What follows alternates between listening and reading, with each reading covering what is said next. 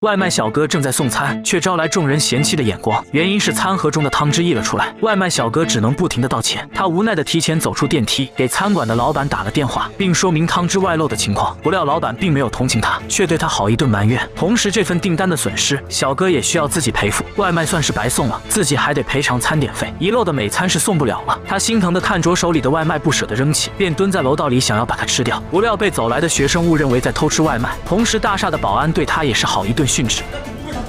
外卖小哥只能点头哈腰，立马去收拾。一旁看热闹的3好学生正在冷嘲热讽。可此时令人更愤怒的是，其中一个女生正是外卖小哥女儿。来了！2024年之前又一部悬疑烧脑报复题材的韩剧《急救先锋》第2季高调来袭，请挎着你们的男友，拿着小板凳静心观看。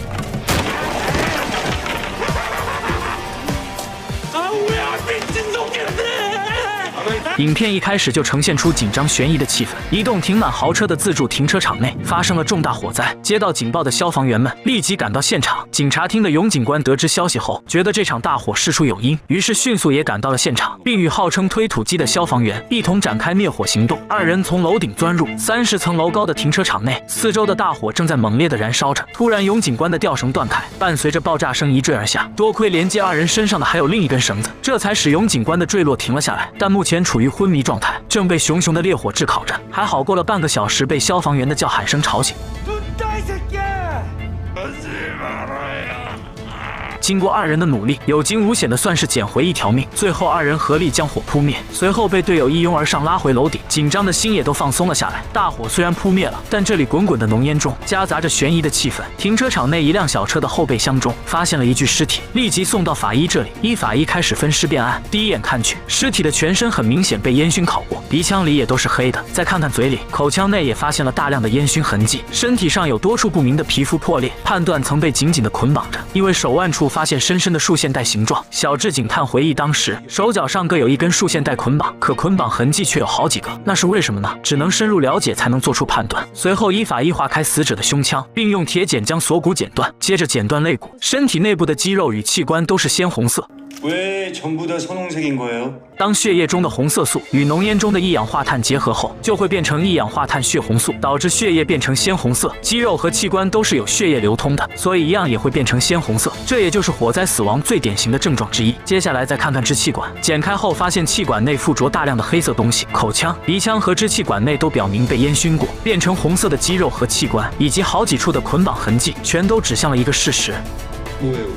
火灾当时受害者还活着，从皮肤撕裂的痕迹很深看来，他当时肯定是拼命的挣扎。从吸入的煤烟量来推断，他挣扎了很久，最终导致缺氧窒息而亡。但死亡类型是他杀，死者男，名叫赵义纯。永警官回想起与他在马路上曾经打过照面，当时他正对消防员实施无理举动，犯罪没有所谓的偶然，从头到尾可能都是计划好的。显然停车楼的大火是他人所为，那么纵火犯难道是在替消防员惩罚赵义纯吗？还是与消防员有深深的仇恨，想借此案件挑衅？话说回来，赵义纯只是因为对消防员无礼，就变成了受害目标，这不合常理吧？永警官推测纵火犯与消防员只有1指之隔。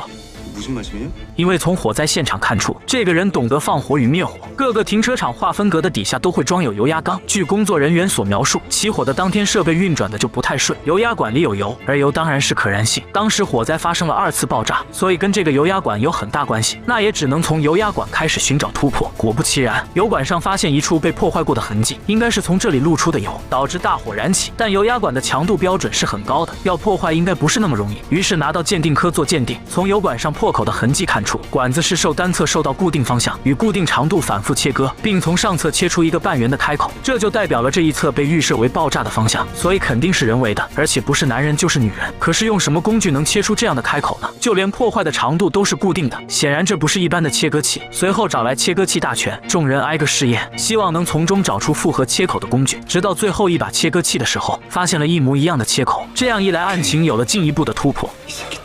德国库帕克公司生产的切管器，这就是导致立体停车场发生火灾和爆炸的犯案工具。由于这种工具市面上不常见，只要查一下售卖商，就能反向追踪到有什么人买过。正好之前法医从死者的血液中检测出药毒物种类，也就是说，即使他在火灾发生后立即获救，恐怕也是难逃一死。结合这2点推断出，犯人是将安睡药捣碎加进咖啡中，然后让受害者喝下，接着再将类似麻醉剂的药毒注射进睡着的受害者体内。等他不省人事后，犯人把他搬到车上，再将车停进立体停车场中。重点是受害者体内的安睡药和麻醉剂是超过致死量的，也就是说这是一场蓄意谋杀。同开口器一样，这种药剂也是受到严格管控的。这样一来也是缩小了搜索范围。永警官等人通过售卖切割器店外的监控，再加上一些有力的资料，顺藤摸瓜寻到了一处可疑之处。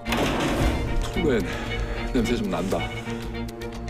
但是店里的老板声称，这里曾有位员工把这里的甲本偷走了。报警之后，发现名字也是假的。说着说着，老板叫手下拿来了这个人的衣物，赫然发现这些衣服上的工牌，这些工牌上的地址都是之前失过火的地方。然而这边在一家餐馆内发生一起重大事故，此案才得以逐渐的揭开谜底。店里像每天一样油炸着食物。影片一开始的外卖小哥来到这里取餐，厨房里的油温升高，导致锅内燃起火焰，瞬间火势蔓延，燃满整个厨房。而外卖小哥还在埋怨着上次餐盒的包装没有包好，导致饭菜遗漏。当店老板与员工回到厨房时，才得以发现燃起了大火，可为时已晚。所有顾客得知后赶紧逃生，唯独外卖小哥露出了一脸的邪笑。好了，本集就到这里，我是红苹果 ，See you。